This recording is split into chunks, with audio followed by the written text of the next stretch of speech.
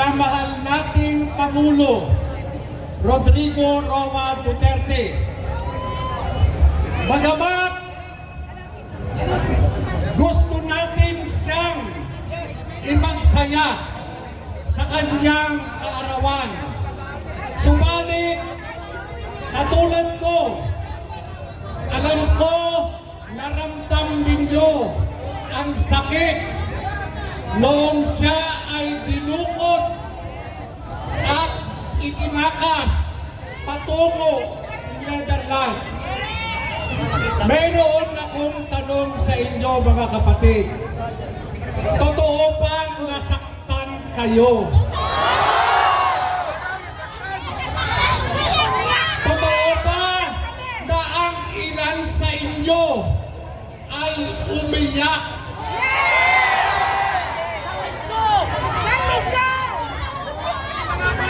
Alam nyo mga kapatid, noong nangyayari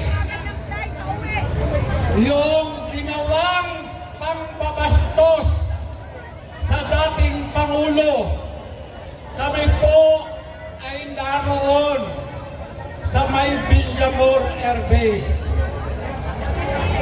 Damang-dama po namin kung papaano yung gusto mong sumugod doon sa may loob ng kampo. Tila mga nakagapos ang aming mga kamay. Napakasakit po ng pakiramdam ang ginawa nila sa isang ama ng ating bansa.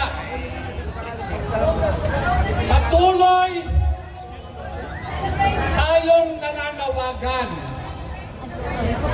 sa nangyari pa sa ating mahal na Pangulo. Uuwi pa ba tayo? Hindi ko narinig. Uuwi pa ba tayo? Uuwi pa ba tayo hanggang di bumababa to? Anong gusto ng taong bayan? Bumaba ka na! Bumaba ka na! Bumaba ka na! Bumaba ka na! Ngayon, tatanungin ko sa inyo, ano ang maaaring maging kabayaran sa ginawang pagdukot at pagtakas nila kay Pangulong Duterte? Ano po? Mag-resign. Sino yung magre-resign?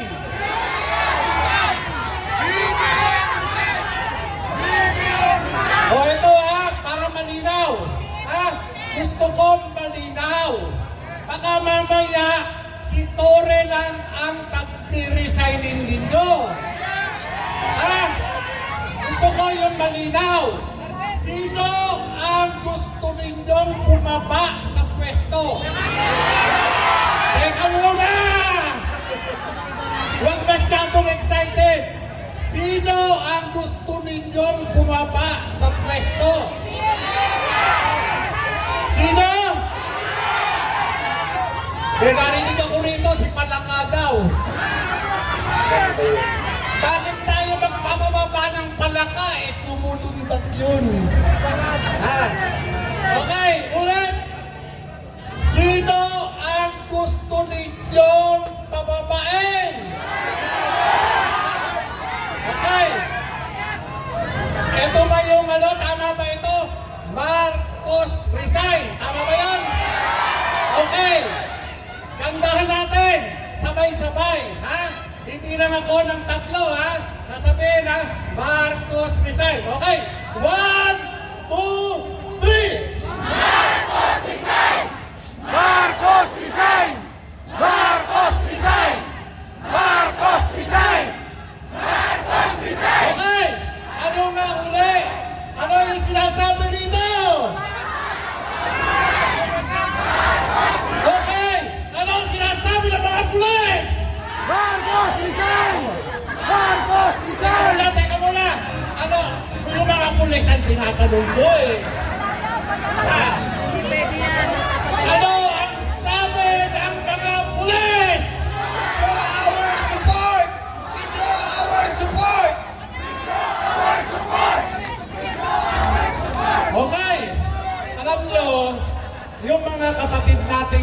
alagad ng batas. Wala bayaran! Nag-aantay lang yung mga yan.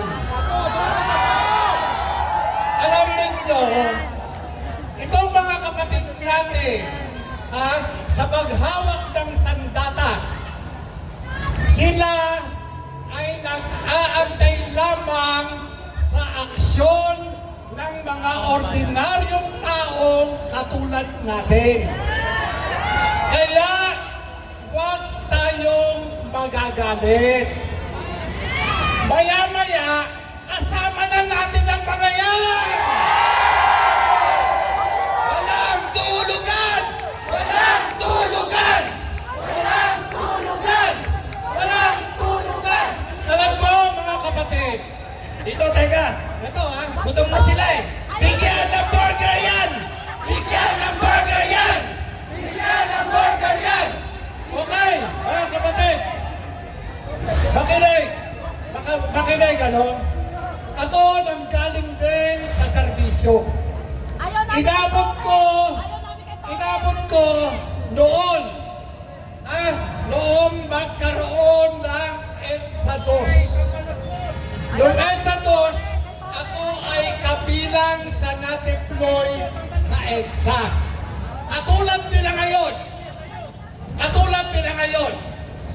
huwag natin iisipin na sila ay kalaban natin.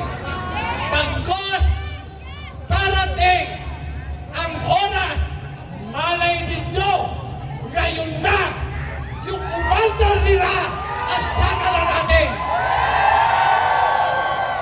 Ayaw namin kay Tore! Kaya, huwag natin silang ipahiya. Dahil, ang mga yan, nag-uusap-usap na sa kampo. Babaliktad na ba tayo? Sasama na ba tayo kay Agent Morales? Sasama na ba tayo kay Captain Dado?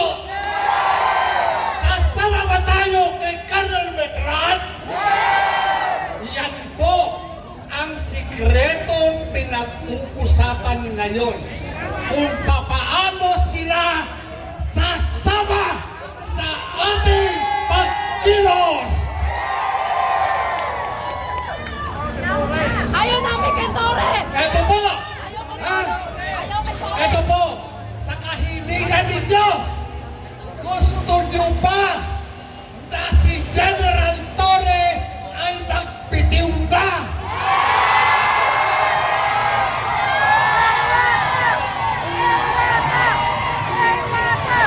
Okay.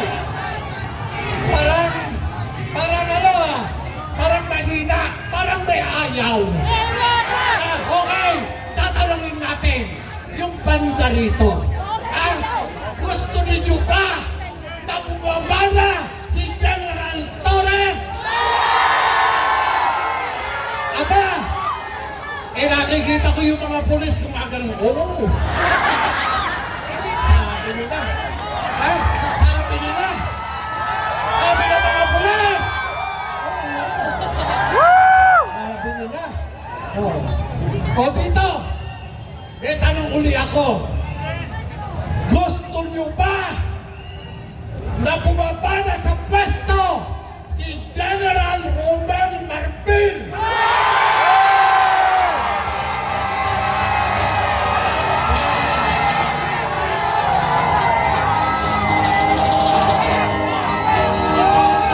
Okay, alam nyo, hindi lang yan. Hindi lang ang mga ulo nila ang hihiligin natin gumulo. Hihiligin din natin yung ulo ni Crispin Remulla.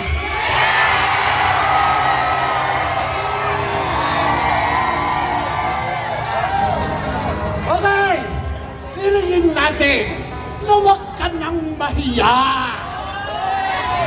Bumaba ka na! Kung ikaw ay may imbitasyon na, magpahinga ka na.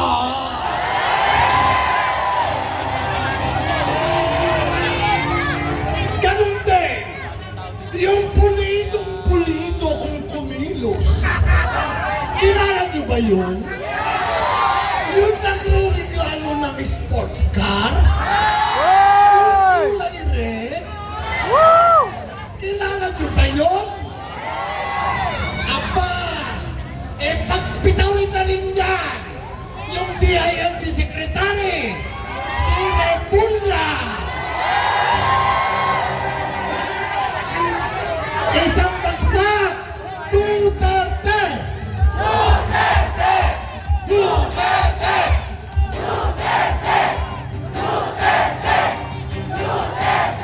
Kaya, mga kapatid, ngayon pa lang, talagang nananawagan na tayo sa lahat ng mga nariyan pa sa tahanan.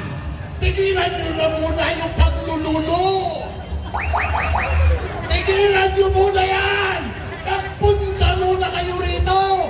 Magsama-sama tayo. Dahil yung kaapihan dinadanas natin ngayon, matutultukan na ngayong araw na to. Maraming salamat po. Mabuhay Angel Morales! At ngayon naman mga kababayan, bigyan